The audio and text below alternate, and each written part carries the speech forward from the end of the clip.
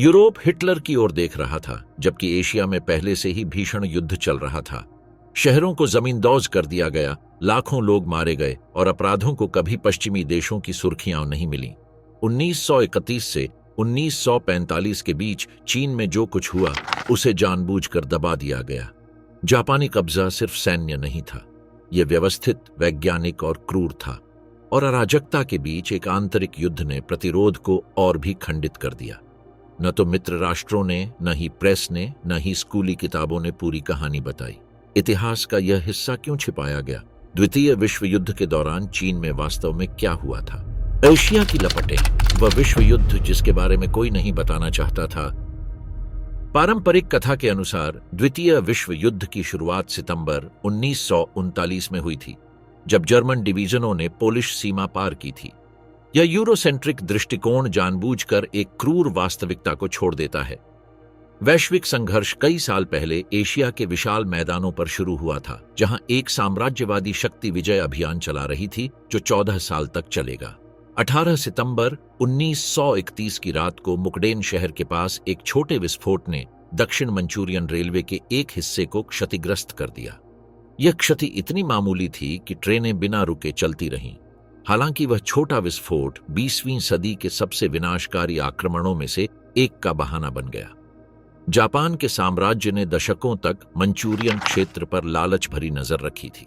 कोयला, लोहा और उपजाऊ भूमि से समृद्ध यह वह महत्वपूर्ण स्थान था जिसे जापानी रणनीतिकार राष्ट्रीय अस्तित्व के लिए अपरिहार्य मानते थे। 1931 में चीन ने चरम राजनीतिक विघटन का एक दृश्य प्रस्तुत किया। 1912 के राजवंशीय पतन के 2 दशक बाद राष्ट्रीय क्षेत्र क्षेत्रीय सरदारों के नियंत्रण में रहा, जबकि 2 विरोधी राजनीतिक आंदोलन उभरे। चियांग काई शेक के नेतृत्व में कुओमिंतांग की गणतंत्र परियोजना और माओ त्से तुंग के नेतृत्व में कम्युनिस्ट पार्टी की सर्वहारा क्रांति। मंचूरिया में तैनात जापानी सैन्य अभिजात वर्ग क्वांटुंग सेना ने टोक्यो से आदेश का इंतजार नहीं किया। विस्फोट के तुरंत बाद उन्होंने चीनी तोड़फोड़ करने वालों पर आरोप लगाया और एक आक्रामक अभियान शुरू किया, जिसने उन्हें एक सप्ताह के भीतर लगभग पूरे क्षेत्र पर नियंत्रण दिला दिया। कई आंतरिक संकटों का सामना कर रहे चियांग काई शेक ने अपने सैनिकों को पूर्ण पैमाने पर तनाव से बचने के लिए वापस जाने का आदेश दिया। यह एक ऐसा निर्णय था जिसकी कीमत उन्हें अगले 14 वर्षों तक खून से चुकानी पड़ी। अंतर्राष्ट्रीय समुदाय ने आर्थिक मंदी और राजनीतिक अलगाववाद के द्वार की तरह ही उदासीनता से प्रतिक्रिया व्यक्त की। लीग ऑफ नेशंस ने 1933 की लिटन रिपोर्ट में जापानी आक्रमण की निंदा की, लेकिन कोई वास्तविक प्रतिबंध नहीं लगाया। जापान ने अवमानना के संकेत में संगठन से खुद को अलग कर लिया और मंचुकुओ के कठपुतली राज्य की स्थापना करके अपने नियंत्रण को मजबूत किया, जिसका मुखिया पूर्व चीनी सम्राट पुई था। अगले कुछ वर्षों में जापान ने क्रमिक विस्तार की नीति अपनाई, जिसे राजनयिकों ने स्थिर प्रगति कहा। हर महीने नए उकसावे, नई सीमा घटनाएं और नई क्षेत्रीय मांगें सामने आईं।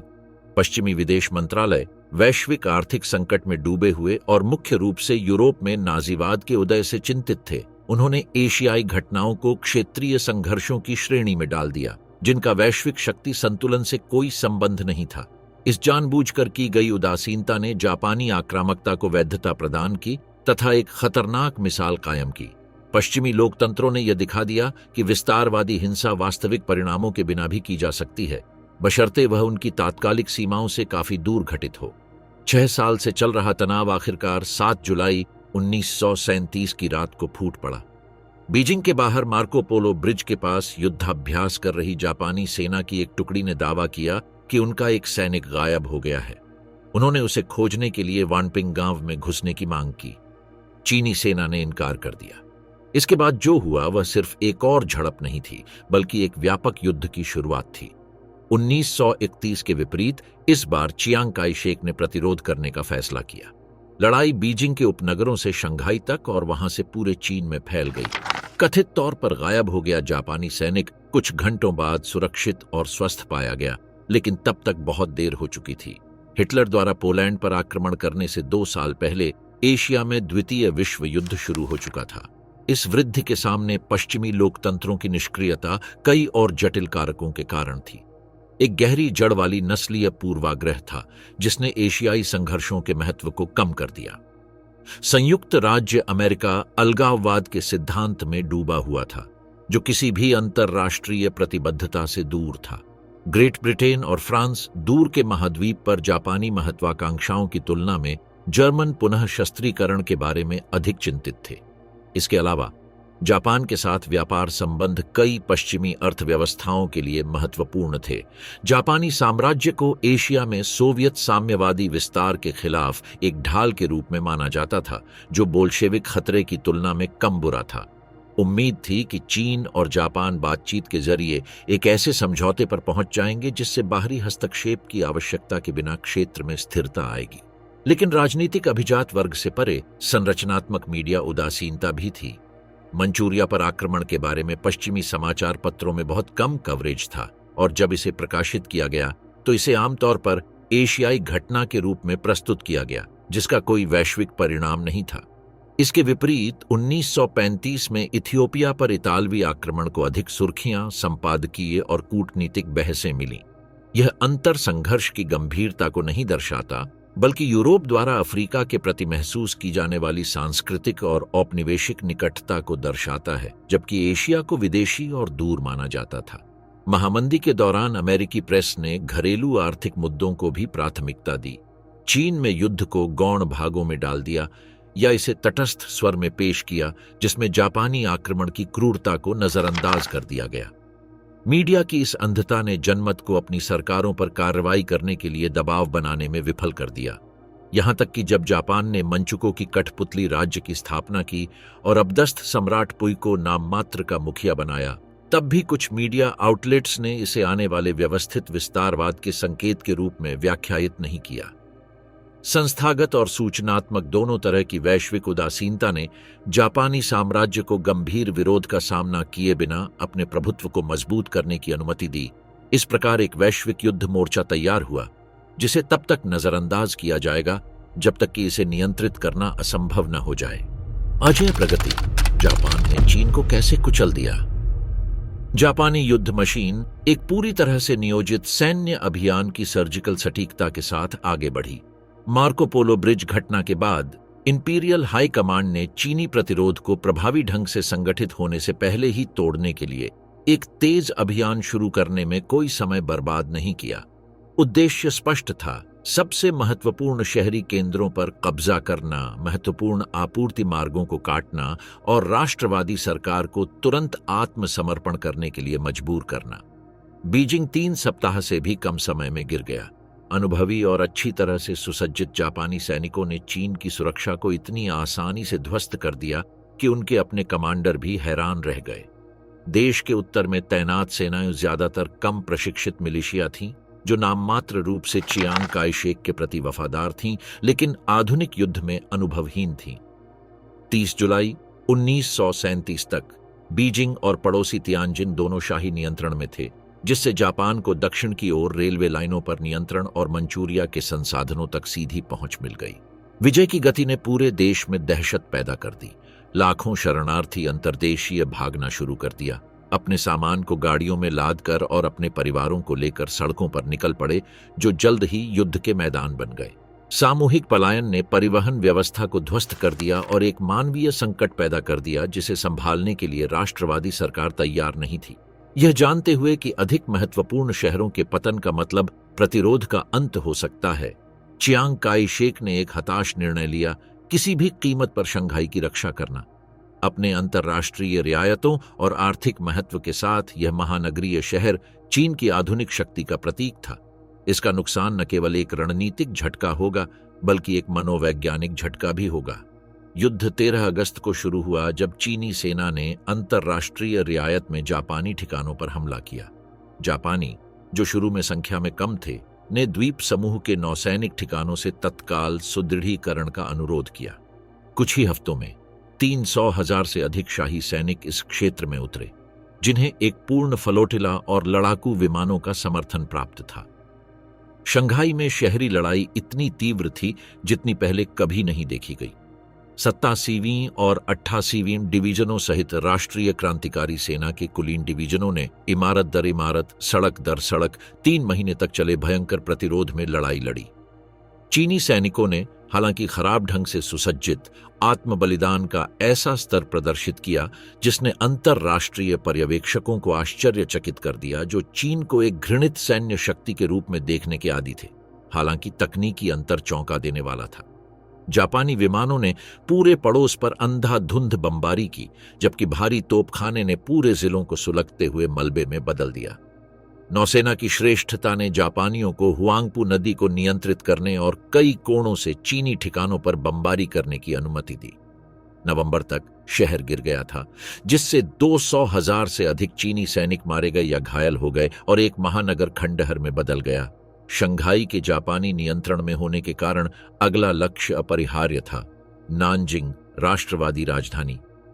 चियांग काई शेक ने महसूस किया कि शहर की प्रभावी रूप से रक्षा नहीं की जा सकती, इसलिए उन्होंने सरकार को देश के पहाड़ी अंदरूनी हिस्से में स्थित चोंगकिंग में खाली करने का आदेश दिया। हालांकि उन्होंने जनरल तांग शेंगजी की कमान के तहत एक बड़ी सेना छोड़ दी ताकि दुश्मन की बढ़त में देरी हो सके। नानकिंग पर आक्रमण दिसंबर 1937 में शुरू हुआ। जापानी सेना ने पूरी तरह से घेराबंदी की रणनीति के तहत शहर को घेर लिया और भागने के सभी रास्ते बंद कर दिए। चीनी रक्षा दल, जो पिछली लड़ाइयों में थके हुए सैनिकों से बना था, ने कई दिनों तक निराशाजनक परिस्थितियों में डटे रहने का प्रयास किया। कई सैनिकों के पास पर्याप्त गोला बारूद नहीं था और चिकित्सा आपूर्ति कई सप्ताह पहले ही समाप्त हो गई थी। 13 दिसंबर को चीनी सेना की सीमाएं ढह गईं। इसके बाद जो हुआ वह कोई पारंपरिक सैन्य कब्जा नहीं था, बल्कि बर्बरता का ऐसा प्रकरण था जो शाही सेना की प्रतिष्ठा को हमेशा के लिए दागदार कर देगा। 6 हफ्तों तक जापानी सैनिकों ने व्यवस्थित हिंसा का ऐसा तांडव मचाया, जिसके परिणाम स्वरूप 200,000 से 300,000 नागरिक मारे गए। जापानी जनरल स्टाफ द्वारा लक्ष्यों का चयन यादृच्छिक नहीं था। रणनीति ने एक तार्किक पैटर्न का पालन किया: रेलवे, बंदरगाहों और नौगम्य नदियों से जुड़े शहरों पर कब्जा करना। प्रत्येक विजय ने सैन्य आपूर्ति को सुविधाजनक बनाया और साथ ही दुश्मन की रसद क्षमता को भी कम किया। बीजिंग और तियानजिन पर नियंत्रण करके उन्होंने मंचूरिया तक पहुंच सुरक्षित कर ली। शंघाई के साथ उन्होंने मुख्य पूर्वी बंदरगाह पर अपना दबदबा बनाया। नानजिंग के साथ उन्होंने चीनी केंद्रीय प्रशासन को खत्म कर दिया। सीमित बुनियादी ढांचे और विशाल क्षेत्र के साथ चीन प्रभावी रूप से जवाब नहीं दे सका। सैनिकों की लामबंदी अनिश्चित थी, आपूर्ति कम थी और मोर्चों के बीच संचार लगभग न के बराबर था। प्रत्येक हार ने लाखों नागरिकों को कब्जे में छोड़ दिया और प्रत्येक कब्जा किए गए शहर दमन और संसाधन शोषण का केंद्र बन गए। चीन के रक्षा बलों में संरचनात्मक कमियां थीं जो हर टकराव में नाटकीय रूप से स्पष्ट थीं। अप्रचलित उपकरणों और खराब प्रशिक्षण के अलावा मूल समस्या राष्ट्रीय रणनीतिक समन्वय की अनुपस्थिति और सैन्य निर्णयों में गुटीय राजनीतिक हितों के लगातार हस्तक्षेप में निहित थी। कई इकाइयां बिना पर्याप्त वर्दी, अप्रचलित हथियारों और आधुनिक युद्ध रणनीति के बुनियादी ज्ञान के बिना मोर्चे पर पहुंची। इसके अलावा चियांग काई शेक को 2 मोर्चों पर लड़ने की दुविधा का सामना करना पड़ा: जापानी आक्रमणकारियों के खिलाफ और आंतरिक कम्युनिस्टों के खिलाफ, जो ग्रामीण क्षेत्रों में अपने प्रभाव का विस्तार करने के लिए अराजकता का फायदा उठा रहे थे। इस रणनीतिक विभाजन ने सैन्य प्रयास को अव्यवस्थित और प्रतिक्रियात्मक बना दिया, जबकि दुश्मन तेजी से बढ़ते युद्ध उद्योग द्वारा समर्थित एक परिष्कृत युद्ध मशीन के साथ आगे बढ़ रहा था। धरती पर नर्क, नानकिंग नरसंहार। 13 दिसंबर 1937 को जब नानजिंग में चीन की आखिरी सुरक्षा व्यवस्था ध्वस्त हो गई, तो शहर के निवासी हफ्तों तक बमबारी और शहरी लड़ाई के अंत का इंतजार कर रहे थे। लेकिन उन्हें अंदाजा नहीं था कि उनकी मुसीबतें बस शुरू ही होने वाली थीं। अगले 6 हफ्तों में पूर्व चीनी राजधानी 20वीं सदी के सबसे व्यवस्थित और क्रूर नरसंहारों में से एक का दृश्य बन गई। नानकिंग नरसंहार सैन्य हिंसा का एक सहज प्रकोप नहीं था। यह एक संगठित अपराध था जिसे सहन किया गया और कई मामलों में इंपीरियल जापानी सेना पदानुक्रम द्वारा आदेश दिया गया। शहर में प्रवेश करने वाले सैनिक शंघाई की लंबी और खूनी लड़ाई से लौट रहे थे, जहां उन्हें असामान्य रूप से उच्च हताहतों का सामना करना पड़ा था। इसने चीनी सैनिकों के प्रति गहरी नाराजगी पैदा की, जिन्हें वे कमतर लेकिन खतरनाक रूप से लचीले मानते थे। सेंट्रल फ्रंट के कमांडर जनरल इवान मात्सुई ने नागरिकों की सुरक्षा के बारे में अस्पष्ट निर्देश जारी किए थे, लेकिन इंपीरियल आर्मी के पास अपने सैनिकों को नियंत्रित करने में सक्षम पुलिस संरचना का अभाव था। अधिकांश सैनिकों को अति राष्ट्रवादी प्रचार से भर दिया गया था, जिसने चीनी लोगों को अमानवीय बना दिया था, उन्हें ऐतिहासिक दुश्मन और नस्लीय रूप से हीन के रूप में चित्रित किया था। जब चीनी रक्षा पंक्तियां ढह गईं, तो हजारों सैनिकों ने शहर से भागने की कोशिश की या बचने के लिए नागरिकों का वेश धारण कर लिया। व्यवस्थित आत्मसमर्पण प्रक्रिया की कमी का इस्तेमाल जापानी सैनिकों ने बड़े पैमाने पर उन्मूलन अभियान को सही ठहराने के लिए किया। सैन्य आयु के किसी भी पुरुष पर छद्म लड़ाकू होने का आरोप लगाया जा सकता था और बिना किसी मुकदमे के उसे मार दिया जा सकता था। कब्जे के तुरंत बाद सामूहिक हत्याएं शुरू हो गईं। सैन्य और नागरिक दोनों तरह के लोगों को पकड़कर शहर के बाहरी इलाकों या यांगजी नदी के किनारे ले जाया गया। वहां उन्हें दसों, सैकड़ों या हजारों की संख्या में मार दिया गया। इन तरीकों में मशीन गन से हत्या से लेकर जूनियर अधिकारियों द्वारा अभ्यास के तौर पर इस्तेमाल की जाने वाली समुराई तलवारों से सिर काटना शामिल था। सबसे ज्यादा दर्ज नरसंहारों में से एक जियागुआन डॉक क्षेत्र में हुआ, जहां 50,000 से 70,000 कैदियों को व्यवस्थित समूहों में मार दिया गया था। कुछ को जिंदा दफना दिया गया, दूसरों को गर्दन में पत्थर बांधकर नदी में फेंक दिया गया। तर्क पूरी तरह से विनाशकारी था, संभावित लड़ाकों की संख्या को कम करना और बची हुई आबादी में आतंक फैलाना। नानजिंग में यौन हिंसा भी समान रूप से व्यवस्थित अनुपात में पहुंच गई। बाद में अंतर्राष्ट्रीय न्यायाधिकरणों द्वारा संकलित दस्तावेजों के अनुसार कब्जे की अवधि के दौरान कम से कम 20,000 महिलाओं के साथ बलात्कार किया गया। पीड़ितों में 7 साल की छोटी बच्चियां और 70 से अधिक उम्र की बुजुर्ग महिलाएं शामिल थीं। कई मामलों में गवाहों को खत्म करने के लिए हत्या करने से पहले सैनिकों के दस्तों द्वारा महिलाओं के साथ सामूहिक बलात्कार किया गया। जापानी सैनिकों ने सैन्य वेश्यालय स्थापित किए, जहां उन्होंने महिलाओं को कई दिनों या हफ्तों तक सेक्स गुलाम के रूप में रखा। गर्भवती महिलाओं के पेट फाड़ दिए गए, छोटी लड़कियों को संगीनों से काट दिया गया और पूरे परिवार को बलात्कार की घटना को देखने के लिए मजबूर किया गया, फिर उन्हें मार दिया गया। यह खौफ इतना बढ़ गया कि कुछ जापानी अधिकारियों ने अपने सैनिकों के लिए नो एंट्री जोन बनाने का भी प्रयास किया। विदेशी मिशनरियों, व्यापारियों और राजनयिकों के एक समूह ने नागरिक आबादी की सुरक्षा के लिए शहर के भीतर एक अंतर्राष्ट्रीय सुरक्षा क्षेत्र बनाने का प्रयास किया। उनमें से प्रमुख थे चीन में सीमेंस के निदेशक और नाजी पार्टी के सदस्य जॉन राबे, जिन्होंने जापानियों के साथ बातचीत करने के लिए अपनी स्थिति का इस्तेमाल किया। 3 वर्ग किलोमीटर में फैले इस क्षेत्र में अंततः 2,50,000 से ज्यादा नागरिक रह गए। हालांकि इस क्षेत्र ने हजारों लोगों की जान बचाने में कामयाबी हासिल की, लेकिन जापानी सैनिकों ने विदेशी अधिकारियों की अनदेखी करते हुए बार बार इसका उल्लंघन किया। समिति के सदस्यों ने पत्रों, रिपोर्टों और डायरियों के माध्यम से अपराधों का सावधानीपूर्वक दस्तावेजीकरण किया। राबे ने पहले कुछ दिनों में ही कम से कम 50,000 लोगों की हत्या के बारे में लिखा, जिसमें सामूहिक सिर काटने और लाशों से भरी सामूहिक कब्रों के दृश्यों का वर्णन किया गया। जर्मन संवाददाता ने बताया कि कैसे जापानी सैनिकों ने सिर काटने की प्रतियोगिताएं आयोजित की और फांसी का रिकॉर्ड ऐसे रखा जैसे कि वे खेल की ट्रॉफी हो।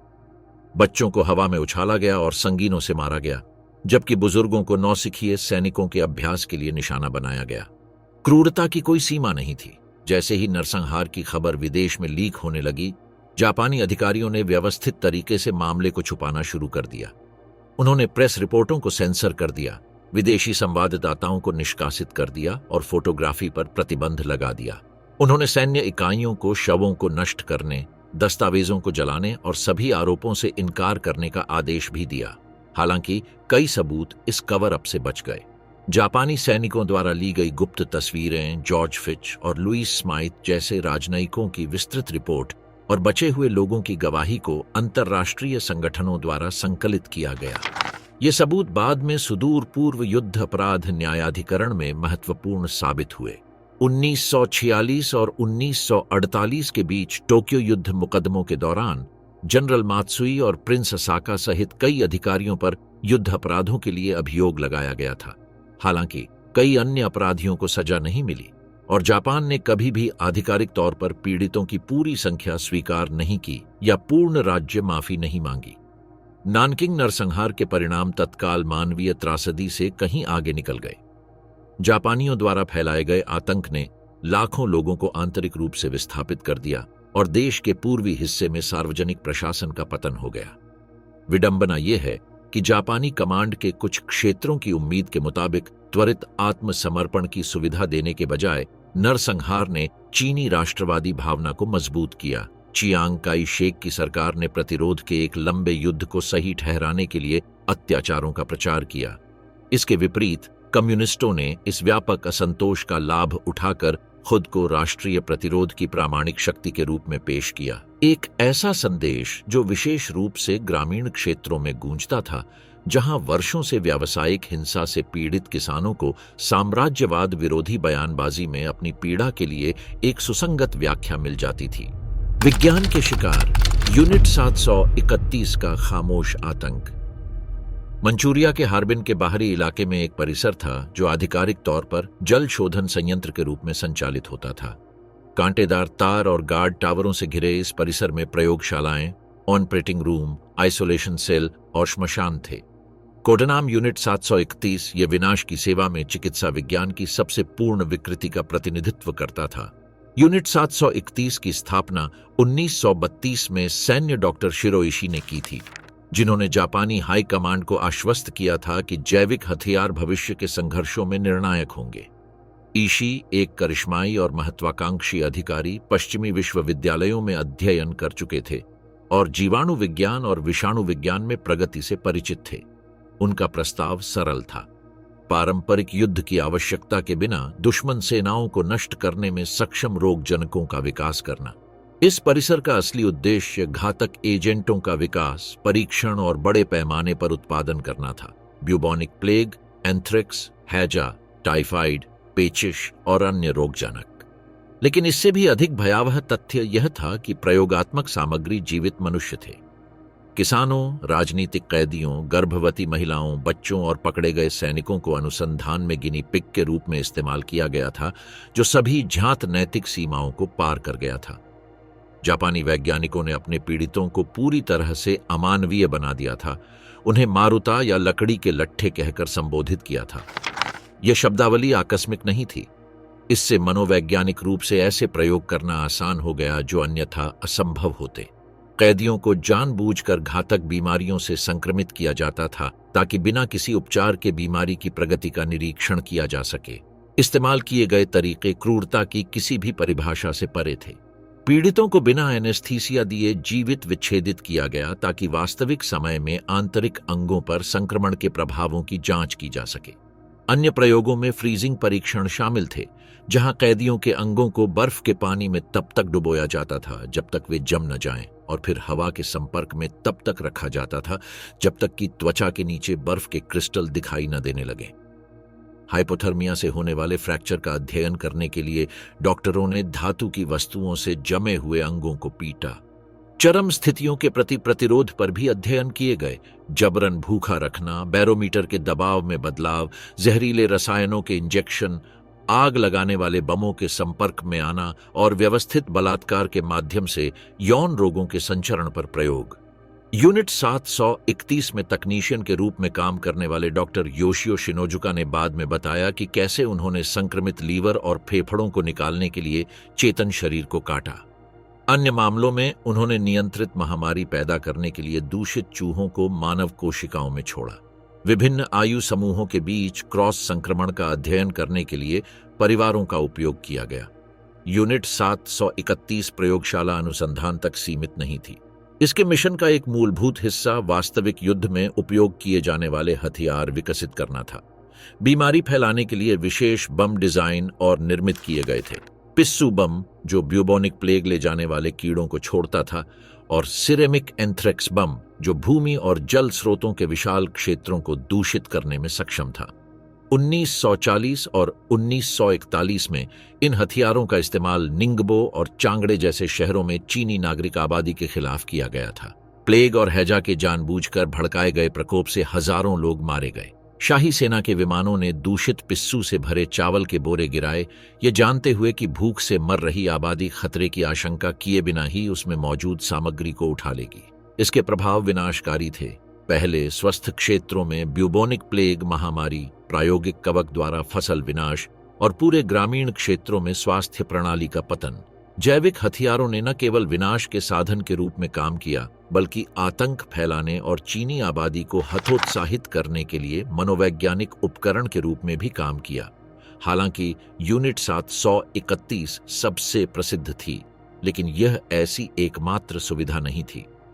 जापानी सेना ने पूरे कब्जे वाले क्षेत्र में इसी तरह के केंद्रों का एक नेटवर्क स्थापित किया। यूनिट 100, जो जानवरों और पौधों के विषयों पर केंद्रित थी, मंचूरिया में भी संचालित हुई। नानजिंग में यूनिट 1644 और बीजिंग में यूनिट 1855 ने मुख्य सुविधा के साथ मिलकर काम किया। इन केंद्रों ने विधियाओं, कार्मिक और लक्ष्य साझा किए एक गुप्त वैज्ञानिक नेटवर्क के रूप में कार्य किया, जिसे सर्वोच्च सैन्य संरक्षण प्राप्त था। जापानी विश्वविद्यालयों और अस्पतालों की भागीदारी को भी प्रलेखित किया गया, क्योंकि कई युवा डॉक्टरों को उनके पेशेवर प्रशिक्षण के हिस्से के रूप में मंचूरिया भेजा गया था। इस परियोजना को राष्ट्रीय गौरव और शाही कर्तव्य के रूप में प्रस्तुत किया गया था। युद्ध के अंत में जब परमाणु बमों और मंचूरिया पर सोवियत आक्रमण के बाद जापानी साम्राज्य ढह गया, तो यूनिट 731 के कमांडरों ने व्यवस्थित तरीके से सभी सबूत नष्ट कर दिए। सुविधाओं को डायनामाइट से उड़ा दिया गया, दस्तावेज जला दिए गए और हजारों शवों को सामूहिक कब्रों में दफना दिया गया या विशेष रूप से निर्मित भट्टियों में जला दिया गया। शिरोइशी ने अपने पूरे स्टाफ को अपनी गतिविधियों के बारे में हमेशा के लिए चुप रहने का आदेश दिया। इसके बाद जो हुआ वह युद्ध के बाद की अवधि का सबसे सफल और शर्मनाक कवर अप था। अपने प्रायोगिक डेटा को अमेरिकी सरकार को सौंपने के बदले में यूनिट 731 के शीर्ष वैज्ञानिकों को अभियोजन से पूरी छूट दी गई। शीत युद्ध के फैलने और सोवियत संघ के खिलाफ हथियारों की होड़ से ग्रस्त वॉशिंगटन ने प्रयोगों के परिणामों को इतना मूल्यवान माना कि उन्हें कानूनी कार्यवाही में खोना उचित नहीं था। नूर्नबर्ग में नाजी अपराधियों के विपरीत यूनिट 731 के सदस्यों पर युद्ध अपराधों के लिए कभी मुकदमा नहीं चलाया गया। उनमें से कई जापान लौट आए, जहां उन्होंने प्रतिष्ठित विश्वविद्यालयों, सार्वजनिक अस्पतालों और दवा कंपनियों में उच्च पदों पर काम किया। शिरोइशी 1959 में अपनी मृत्यु तक आजादी से रहे, जबकि डॉ मसाजी किटानो जैसे अन्य लोग अंतर्राष्ट्रीय स्तर पर प्रसिद्ध चिकित्सा प्रयोगशालाओं के प्रमुख बने। दशकों तक जापानी अधिकारियों द्वारा यूनिट 731 के अस्तित्व को स्पष्ट रूप से नकारा गया। 1980 और 1990 के दशक तक जीवित बचे पीड़ितों की गवाही और कुछ बुजुर्ग प्रतिभागियों के बयानों की बदौलत कहानी को एक साथ जोड़ना शुरू नहीं हुआ। 1997 में एक जापानी सिविल कोर्ट ने अपराधों के अस्तित्व को स्वीकार किया, लेकिन सरकार अभी भी औपचारिक माफी या मुआवजा देने से इनकार करती है। आंतरिक शत्रु विभाजित चीन। चीन पर जापानी आक्रमण का सामना एक मजबूत केंद्रीय सत्ता के तहत एक एकीकृत देश से नहीं हुआ। इसके बजाय इसका सामना एक ऐसे राष्ट्र से हुआ जो चीन के भविष्य के दो असंगत दृष्टिकोणों के बीच चल रहे गृहयुद्ध से विखंडित था। चियांग काई शेक के कुओमिंतांग ने नानजिंग में अपनी राजधानी से प्रमुख शहरों को नियंत्रित किया, जबकि माओ त्से तुंग की कम्युनिस्ट पार्टी महाकाव्य लॉन्ग मार्च को पूरा करने के बाद सुदूर शांक्सी प्रांत में बस गई थी। जुलाई 1937 तक केमटी ने अपने अधिकांश सैन्य संसाधनों को कम्युनिस्टों को खत्म करने में लगा दिया था, क्योंकि उन्हें जापानी महत्वाकांक्षाओं की तुलना में ज्यादा तात्कालिक खतरा माना जाता था। चियांग का दर्शन स्पष्ट था, पहले आंतरिक रूप से शांति स्थापित करें, फिर बाहरी रूप से विरोध करें। इस रणनीति के कारण कई विनाश अभियान चलाए गए, जिससे कम्युनिस्ट ताकतों में भारी कमी आई और उन्हें दुर्गम पहाड़ी क्षेत्रों में वापस जाने के लिए मजबूर होना पड़ा। हालांकि जापानी कब्जे की क्रूरता, खासकर नानकिंग नरसंहार के बाद, चियांग को अपनी रणनीति पर पुनर्विचार करने के लिए मजबूर होना पड़ा। लोकप्रिय विरोध तेज हो गए, अंतर्राष्ट्रीय दबाव बढ़ गया और दिसंबर 1936 की शानदार शियान घटना ने दिखा दिया कि उनके अपने जनरल भी जापानियों के देश पर कब्जा करने के दौरान कम्युनिस्टों से लड़ने की प्राथमिकता पर सवाल उठा रहे थे। सितंबर 1937 में दूसरे संयुक्त मोर्चे की घोषणा की गई। समझौते की शर्तों के तहत कम्युनिस्ट पार्टी औपचारिक रूप से खुद को केमटी के अधीन करने के लिए सहमत हुई, जबकि दोनों सेनाओं ने विदेशी आक्रमणकारी के खिलाफ एक साथ लड़ने का वचन दिया। व्यवहार में यह गठबंधन पहले दिन से ही कमजोर था, जिसकी विशेषता आपसी अविश्वास, गुप्त तोड़फोड़ और अलग अलग रणनीतिक उद्देश्य थे। राष्ट्रवादियों और साम्यवादियों के बीच सामरिक मतभेद आधुनिक युद्ध के पूरी तरह से विपरीत दृष्टिकोण को दर्शाते हैं। केमटी ने एक पारंपरिक युद्ध रणनीति का समर्थन किया, जो प्रमुख शहरों, रेलवे लाइनों और किलेबंद पदों की रक्षा पर केंद्रित थी। इस दृष्टिकोण के लिए अच्छी तरह से सुसज्जित नियमित सैनिकों, भारी तोपखाने और हवाई सहायता की आवश्यकता थी। वे संसाधन जिन्हें वे विदेशी सैन्य सहायता, विशेष रूप से सोवियत संघ और बाद में संयुक्त राज्य अमेरिका से प्राप्त करने की उम्मीद करते थे। दूसरी ओर कम्युनिस्ट पार्टी ने लॉन्ग मार्च के दौरान अपने अनुभव के आधार पर गुरिल्ला युद्ध सिद्धांत विकसित किया था। छोटी मोबाइल इकाइयों ने दुश्मन को परेशान किया, आपूर्ति लाइनों को बाधित किया और ग्रामीण क्षेत्रों में सुरक्षित ठिकानों के लिए जल्दी से पीछे हट गए। यह रणनीति सैद्धांतिक रूप से राष्ट्रवादी कमान के अधीन थी, वास्तव में कम्युनिस्टों को अपने क्षेत्रीय और राजनीतिक प्रभाव का विस्तार करने की अनुमति देती थी। देश के उत्तरी और पूर्वी इलाकों में कम्युनिस्ट लिबरेशन बेस की संख्या में वृद्धि हुई, जिससे उन क्षेत्रों पर नियंत्रण प्राप्त हुआ जहां केमटी का अधिकार कमजोर था या था ही नहीं। अगस्त और अक्टूबर 1940 के बीच पेंग देहुआई के नेतृत्व में 8वीं सेना द्वारा आयोजित 100 रेजिमेंटों के आक्रमण ने इन रणनीतियों की प्रभावशीलता का प्रदर्शन किया। हजारों गुरिल्लाओं ने एक साथ हेबेई और शांक्सी में जापानी रेलवे लाइनों और किलेबंदी पर हमला किया। हालांकि इस अभियान से दुश्मन को काफी नुकसान हुआ, लेकिन इसने नागरिकों के खिलाफ बड़े पैमाने पर प्रतिशोध को भी उकसाया और जापानी क्रूरता में वृद्धि की। यह पैटर्न लगातार दोहराया जाएगा। साम्यवादी हमलों ने असंगत प्रतिक्रियाएं उत्पन्न की, जिसका मुख्य रूप से नागरिक आबादी पर असर पड़ा, जबकि गुरिल्ला बलों ने दुर्गम पहाड़ी ठिकानों में शरण ली। सीसीपी ने अपने नियंत्रण वाले क्षेत्रों में एक क्रांतिकारी कृषि सुधार नीति भी लागू की। उन्होंने भूमि का पुनर्वितरण किया, लोगों की परिषदों का आयोजन किया और समानांतर न्याय प्रणाली स्थापित की, जो सीधे केंद्र सरकार के अधिकार के साथ प्रतिस्पर्धा करती थी। इस रणनीति ने न केवल कम्युनिस्ट राजनीतिक शक्ति को मजबूत किया, बल्कि किसानों के बीच इसे बढ़ती वैधता भी प्रदान की। जैसे जैसे युद्ध आगे बढ़ा, राष्ट्रवादियों और कम्युनिस्टों के बीच सहयोग लगातार कम होता गया। दोनों पक्षों ने महत्वपूर्ण खुफिया जानकारी साझा करने से परहेज किया, सैन्य गतिविधियों को छुपाया और एक दूसरे पर तोड़फोड़ और देशद्रोह का आरोप लगाया। केमटी ने लाल सेना के लिए आपूर्ति तक पहुंच को अवरुद्ध करने की हद तक कदम उठाया, जिससे उसे मित्र देशों के मिशनों से हथियार और भोजन प्राप्त करने से रोका गया। अपनी ओर से कम्युनिस्टों ने अपने प्रभाव वाले क्षेत्रों में राष्ट्र विरोधी प्रचार को बढ़ावा दिया। चियांग काई शेक को विदेशी हितों की कठपुतली और एक भ्रष्ट और अक्षम व्यक्ति के रूप में निंदा की। इस मनोवैज्ञानिक युद्ध ने लगातार राष्ट्रवादी सैनिकों के मनोबल को कमजोर किया और केंद्र सरकार के प्रति लोकप्रिय असंतोष को बढ़ावा दिया। जनवरी 1941 में दक्षिण अनहुई की लड़ाई के साथ यह टूटन बिंदु आया। केमटी सैनिकों ने दक्षिण की ओर बढ़ रहे कम्युनिस्ट न्यू फोर्थ आर्मी के एक स्तंभ पर घात लगाकर हमला किया, जिसमें सैकड़ों सैनिक मारे गए। माओ ने इसे अक्षम्य विश्वासघात माना और तब से दूसरा संयुक्त मोर्चा प्रभावी रूप से टूट गया। हालांकि पश्चिमी सहयोगियों के लिए दिखावे को बनाए रखने के लिए यह नाम मात्र के लिए अस्तित्व में रहा। युद्ध के अंतिम वर्षों में भी जब प्रशांत क्षेत्र में मित्र राष्ट्रों के दबाव में जापानी पीछे हटने लगे, तो कम्युनिस्ट और राष्ट्रवादी भविष्य के गृहयुद्ध के लिए खुद को तैयार कर रहे थे। दोनों ही हथियार जमा कर रहे थे, क्षेत्रों को मजबूत कर रहे थे और आम दुश्मन की हार के बाद होने वाले अपरिहार्य टकराव की तैयारी में सेना की भर्ती कर रहे थे। आंतरिक विभाजन ने चीनी सैन्य प्रभावशीलता पर विनाशकारी प्रभाव डाला, जबकि राष्ट्रवादियों को अधिकांश विदेशी सहायता मिली। विशेष रूप से जोसेफ स्टिलवेल के नेतृत्व वाले अमेरिकी मिशन से उन्होंने आंतरिक दमन, नौकरशाही, भ्रष्टाचार और अपने कथित कम्युनिस्ट सहयोगियों के साथ टकराव पर काफी संसाधन बर्बाद कर दिए। कम्युनिस्टों ने अपने सीमित संसाधनों का अधिक कुशलता से उपयोग किया, लेकिन जानबूझकर तीव्र मोर्चे पर लड़ाई का बोझ उठाने से परहेज किया, जिससे केमटी को सबसे विनाशकारी जापानी आक्रमणों को झेलने का मौका मिला। इस रणनीति ने कम्युनिस्ट ताकतों को भविष्य के गृहयुद्ध के लिए सुरक्षित रखा, लेकिन आक्रमणकारी के खिलाफ राष्ट्रीय प्रयास को कमजोर कर दिया। नागरिक आबादी परस्पर विरोधी वफादारी के इस जटिल जाल में फंस गई थी। कई क्षेत्रों में किसानों को दो पक्षों के बीच चयन करने के लिए मजबूर किया गया। कम्युनिस्टों के साथ सहयोग करने का मतलब केमटी द्वारा निष्पादन हो सकता था और इसके विपरीत। इस स्थिति ने व्यापक अविश्वास पैदा किया। देश के बड़े क्षेत्रों को हतोत्साहित किया और विशाल ग्रामीण क्षेत्रों में किसी भी प्रभावी केंद्रीय प्राधिकरण के पतन में योगदान दिया।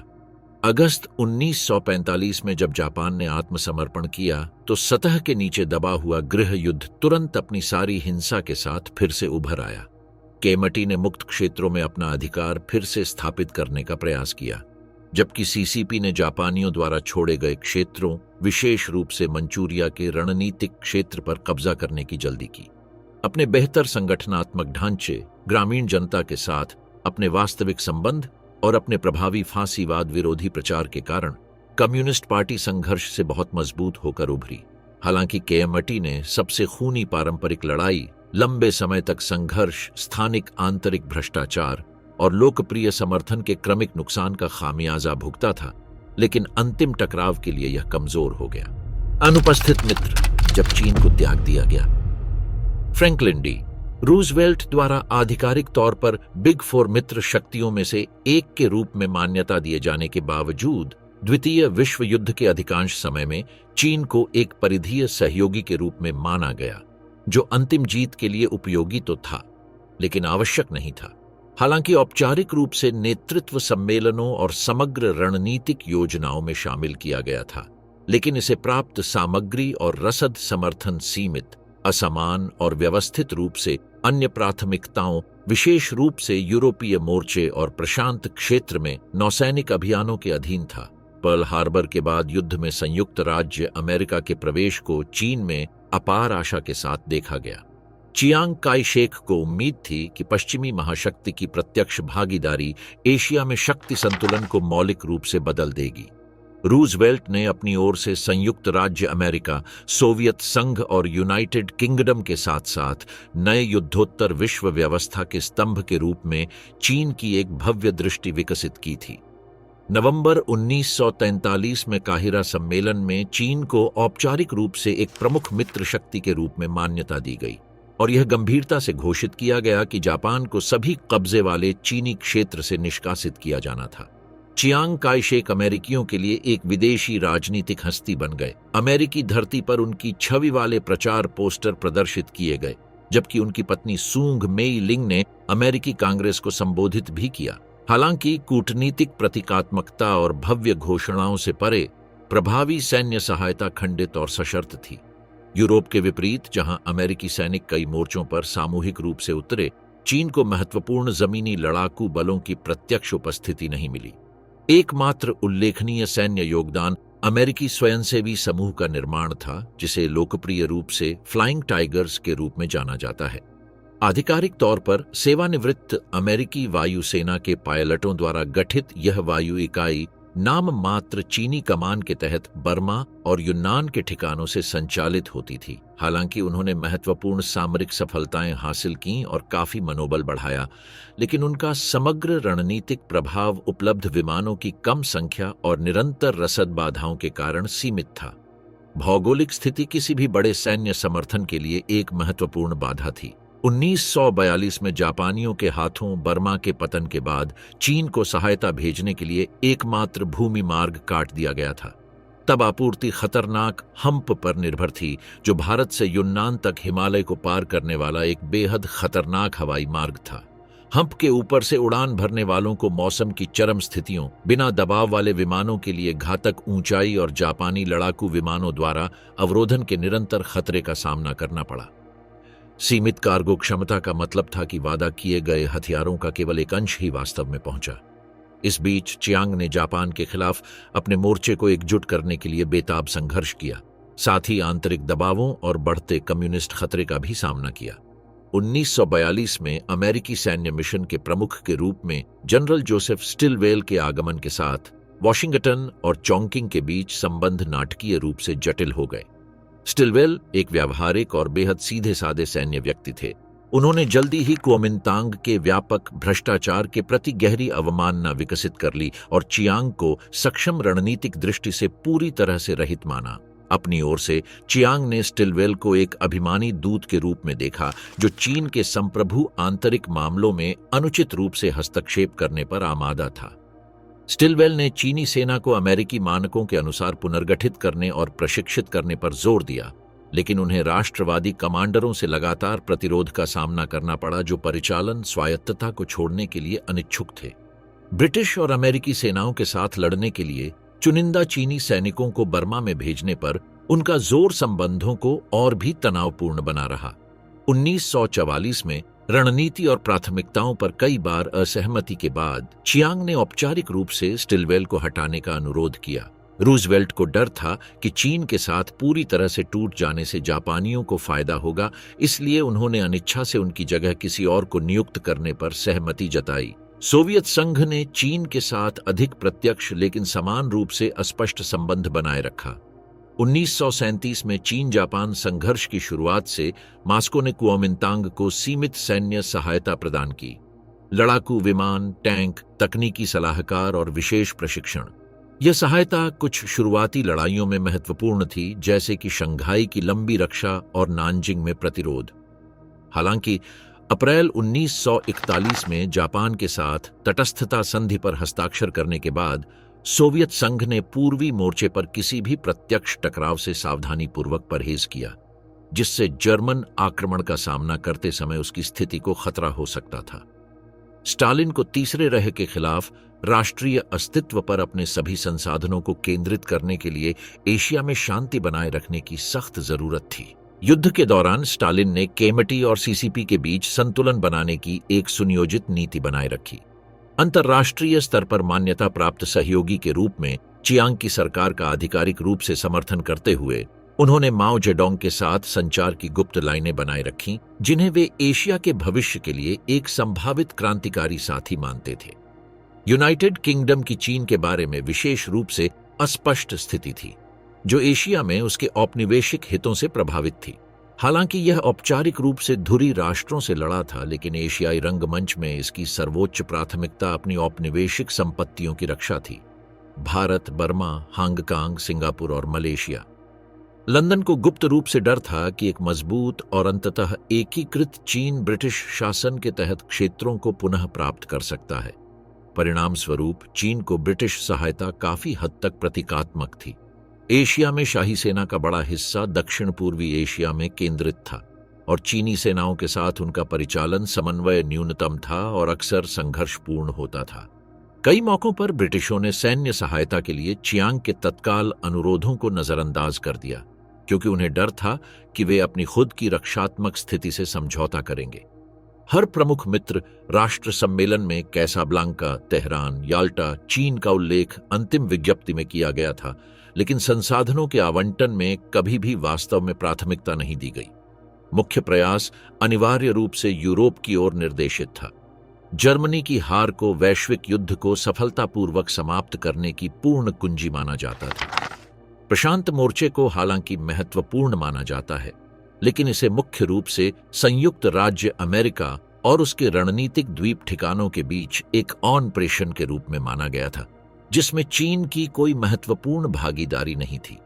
यहां तक कि फिलीपींस में उतरने या ओकिनावा पर खूनी कब्जे जैसे बड़े ऑपरेशनों की योजना और क्रियान्वयन चियांग काई शेक या राष्ट्रवादी ताकतों के बारे में गंभीरता से विचार किए बिना ही किया गया था। जैसे ही जापान ने मित्र राष्ट्रों के दबाव में व्यवस्थित रूप से पीछे हटना शुरू किया, पश्चिमी रणनीतिकारों ने फैसला किया कि चीनी मुख्य भूमि पर एक नया भूमि मोर्चा खोलने का प्रयास करना उचित नहीं था।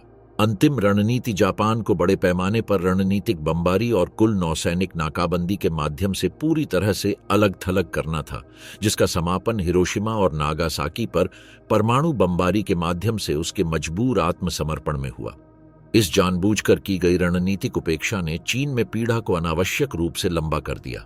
प्रत्यक्ष मित्र देशों के हस्तक्षेप की कमी ने जापान को मुख्य भूमि पर अपने सबसे क्रूर और अनुभवी डिवीजनों को बनाए रखने, नागरिक आबादी का व्यवस्थित दमन जारी रखने और युद्ध के अंतिम दिनों तक वास्तविक सैन्य विरोध के बिना संसाधनों को निकालने की अनुमति दी। न्याय दिवस, जापान का डूबना। लगभग 8 साल तक चले निर्दयी युद्ध के बाद, जिसने चीन को तबाह कर दिया था और लाखों लोगों की जान ले ली थी, उसका अंत इतनी तेजी से हुआ कि सबसे आशावादी पर्यवेक्षक भी हैरान रह गए। अगस्त 1945 के दौरान सिर्फ 3 हफ्तों में कई परस्पर जुड़ी घटनाओं ने जापानी साम्राज्य के पूर्ण पतन का मार्ग प्रशस्त किया, जिसने एशिया में शक्ति संतुलन को अपरिवर्तनीय रूप से बदल दिया और पूर्वी मोर्चे पर संघर्ष के निर्णायक अंत को चिह्नित किया। 8 अगस्त 1945 को याल्टा सम्मेलन में की गई प्रतिबद्धताओं को पूरा करते हुए सोवियत संघ ने औपचारिक रूप से जापान के खिलाफ युद्ध की घोषणा की। अगली सुबह 1.5 मिलियन से अधिक रेड आर्मी सैनिकों ने मंचूरिया, मंगोलिया और कोरिया की सीमाओं को पार किया और विनाशकारी ऑपरेशन ऑगस्ट स्टॉर्म शुरू किया, जो पूरे द्वितीय विश्व युद्ध के सबसे तेज और सबसे प्रभावी जमीनी हमलों में से एक था। मंचूरिया 1931 से कब्जे में है और 14 वर्षों तक मंचूकू के कठपुतली राज्य के रूप में प्रशासित रहा। महाद्वीप पर जापानी साम्राज्य का औद्योगिक हृदय था। इस क्षेत्र में मुख्य हथियार कारखाने, तेल रिफाइनरियां, कोयला और लोहे की खदानें और रासायनिक उत्पादन केंद्र थे जो जापानी युद्ध मशीन को ईंधन देते थे। इसके नुकसान का मतलब न केवल एक रणनीतिक झटका होगा, बल्कि जापानी युद्ध प्रयास का आर्थिक पतन भी होगा। क्वांटुंग सेना की छावनियां, जो कभी जापानी साम्राज्य की सबसे प्रतिष्ठित और खतरनाक सेना हुआ करती थीं, 1945 तक अपनी पूर्व शक्ति की छाया मात्र रह गई थीं। सबसे अच्छी रेजिमेंटों को अपेक्षित अमेरिकी आक्रमण के विरुद्ध महानगरीय द्वीपों की रक्षा के लिए प्रशांत क्षेत्र में स्थानांतरित कर दिया गया था। शेष सैनिक खराब ढंग से सुसज्जित, कम संख्या में और अपर्याप्त रक्षात्मक पदों पर बिखरे हुए थे। सोवियत आक्रमण आधुनिक मशीनीकृत युद्ध का एक उत्कृष्ट प्रदर्शन था। 10 दिनों से भी कम समय में लाल सेना के सैनिकों ने जापानी ठिकानों पर कब्जा कर लिया, हार्बिन, मुकडेन और चांगचुन जैसे प्रमुख शहरों पर कब्जा कर लिया और उत्तर पूर्व एशिया में शाही नियंत्रण के सभी अवशेषों को व्यवस्थित रूप से नष्ट कर दिया। इस ऑपरेशन में सैन्य शक्ति के विनाशकारी सिम्फनी में मशीनीकृत पैदल सेना, टैंक डिवीजनों, कुलीन पैराट्रूपर्स और भारी बमवर्षकों का समन्वित उपयोग शामिल था। लाल सेना ने 600,000 से ज्यादा जापानी सैनिकों को कई दिनों तक चली लड़ाई में पकड़ा, न कि हफ्तों तक। इनमें से कई कैदियों को बाद में साइबेरिया के श्रम शिविरों में भेज दिया गया, जहां वे कई सालों तक ऐसी परिस्थितियों में रहे जैसी परिस्थितियां जापानियों ने अपने चीनी पीड़ितों पर थोपी थीं। उसी समय संयुक्त राज्य अमेरिका विश्व सैन्य इतिहास में सबसे विनाशकारी और मनोवैज्ञानिक रूप से विनाशकारी हमला कर रहा था। 6 अगस्त 1945 को B-29 बमवर्षक एनोला गे ने हिरोशिमा पर पहला परमाणु बम गिराया, जिससे शहर का केंद्र तुरंत वाष्पीकृत हो गया और कुछ ही सेकंड में 70,000 से अधिक लोग मारे गए। भूकंप के केंद्र पर तापमान लाखों डिग्री तक पहुंच गया, जिससे इंसान दीवारों पर जली हुई छाया में बदल गए। 3 दिन बाद 9 अगस्त को नागासाकी पर दूसरा परमाणु बम विस्फोट किया गया, जिससे लगभग 40,000 लोगों की तत्काल मृत्यु हो गई और हजारों लोग रेडियोधर्मी विषाक्तता से पीड़ित हो गए, जो धीरे धीरे महीनों और वर्षों तक उन्हें मारती रही। पूर्ण शक्ति के इस दोहरे प्रदर्शन ने अनुकूल आत्मसमर्पण शर्तों पर बातचीत की संभावना के बारे में जापानियों के किसी भी भ्रम को समाप्त कर दिया। जापानी सैन्य उच्च कमान पंगु और विभाजित थी। कुछ कट्टरपंथी अधिकारी विशेष रूप से सेना में पूर्ण राष्ट्रीय विलुप्ति तक प्रतिरोध की वकालत करते थे, बिना शर्त आत्मसमर्पण के अपमान के बजाय सम्मानजनक मृत्यु को प्राथमिकता देते थे। सम्राट हिरोहितो और नौसेना के अधिक व्यावहारिक क्षेत्रों के नेतृत्व में अन्य लोगों ने समझा कि युद्ध पूरी तरह से हार चुका था और निरंतर संघर्ष का मतलब केवल जापानी लोगों का पूर्ण विनाश होगा। 15 अगस्त को पूरे जापानी राष्ट्र में सुने गए एक ऐतिहासिक रेडियो प्रसारण में सम्राट हिरोहितो ने साम्राज्य के बिना शर्त आत्मसमर्पण की घोषणा की। यह इतिहास में पहली बार था कि सम्राट की आवाज को उनके लोगों ने सार्वजनिक रूप से सुना था। कांपती आवाज में उन्होंने एक नए और भयानक हथियार और शांति प्राप्त करने के लिए असहनीय को सहने की आवश्यकता के बारे में बात की। जब ये भूकंपीय घटनाएं हो रही थीं, तब 10 लाख से ज्यादा जापानी सैनिक मुख्य भूमि चीन में तैनात थे और शहरों, ग्रामीण प्रांतों, रेलवे लाइनों, रणनीतिक बंदरगाहों और औद्योगिक केंद्रों पर कब्जा कर रहे थे। शाही आत्मसमर्पण की खबर ने जापानी सैनिकों और चीनी नागरिक आबादी दोनों के बीच व्यापक भ्रम और भय पैदा कर दिया, जिन्होंने 8 साल तक क्रूर कब्जे को झेला था। चीनी धरती पर महत्वपूर्ण पश्चिमी मित्र देशों की सेनाओं की अनुपस्थिति में चियांग काई शेक की राष्ट्रवादी सरकार ने तुरंत मांग की कि सभी जापानी सैनिक, विशेष रूप से राष्ट्रीय क्रांतिकारी सेना कुओमिंतांग की सैन्य शाखा के सामने आत्मसमर्पण कर दें। इस मांग के गहरे राजनीतिक निहितार्थ थे, क्योंकि इसने चीन में एकमात्र कानूनी प्राधिकरण के रूप में राष्ट्रवादी सरकार की वैधता स्थापित करने की मांग की थी।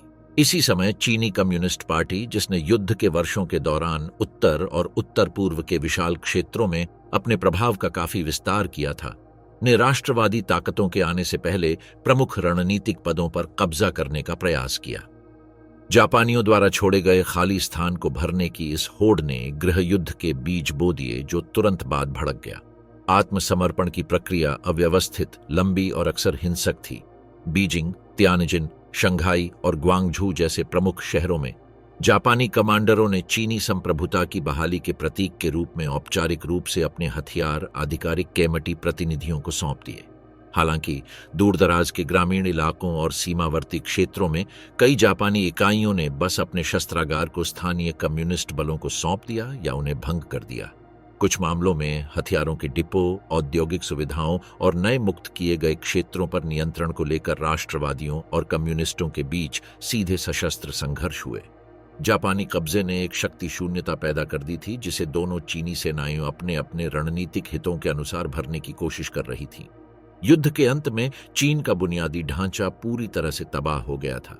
पूरे शहर मलबे में तब्दील हो गए थे।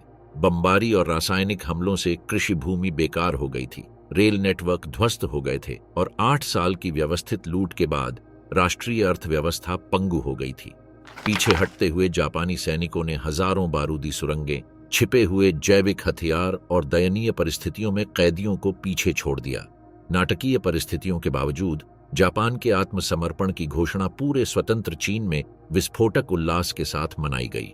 लाखों लोग स्वतः स्फूर्त रूप से चोंगकिंग, कुनमिंग, चेंगदू और अन्य शहरों की सड़कों पर उतर आए। जिन्होंने कब्जे का विरोध किया था, राष्ट्रीय झंडे लहराए, आतिशबाजी की और उन लाखों मृतकों को भावपूर्ण श्रद्धांजलि दी जो जीत देखने के लिए जीवित नहीं रहे।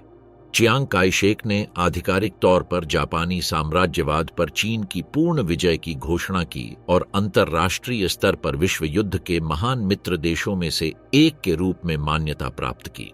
हालांकि यह जीत काफी हद तक प्रतीकात्मक थी। देश शारीरिक और नैतिक रूप से थका हुआ था, राजनीतिक रूप से गहराई से विभाजित था और एक नए गृहयुद्ध के अपरिहार्य कगार पर था जो इसके भविष्य का निर्धारण करेगा। जापान के आत्मसमर्पण और उसके कब्जे वाले सैनिकों की क्रमिक वापसी के साथ द्वितीय विश्व युद्ध का पूर्वी मोर्चा 14 साल के संघर्ष के बाद आधिकारिक रूप से बंद हो गया। लेकिन चीन के लिए यह वास्तविक समापन नहीं, बल्कि एक दर्दनाक संक्रमण का प्रतिनिधित्व करता है।